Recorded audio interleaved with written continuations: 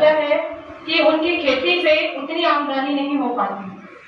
अब ये समस्या मुझे हमेशा खटकता था कि बच्चों के लिए कुछ करना चाहिए, लेकिन कोई ऐसा चीज नहीं मिल रहा था जो बच्चों के लिए किया जाए।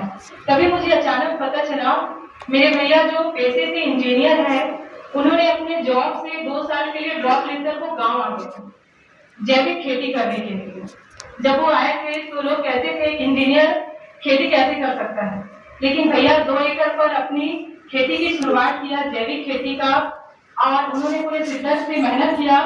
आपको विश्वास नहीं होगा कि जैविक खेती से मात्र 2 एकड़ जमीन पर उन्होंने 2 लाख की आमदनी नहीं, 5 लाख की आमदनी नहीं, 10 लाख की आमदनी नहीं, पूरे 20 लाख की आमदनी प्राप्त किया।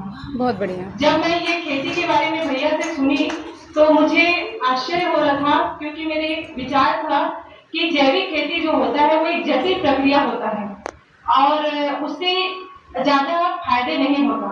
लेकिन भैया का जो जैविक खेती करने का तरीका था वो बहुत ही सरल है और उसमें उपज भी बहुत अधिक होता है।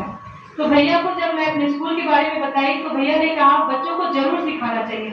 यदि बच्चे जैविक खेती को सीख जाते हैं तो अपने माता पिता को सिखाएंगे, लेकिन भैया का कहना था बोलकर यदि बताते हैं तो बच्चे उतने अच्छे से सीख नहीं पाएंगे। यदि खुद से अपने हाथों से करेंगे तो उनको उनके ऊपर एक आत्मविश्वास आएगा और अपनी मिट्टी से वो जुड़ पाएंगे।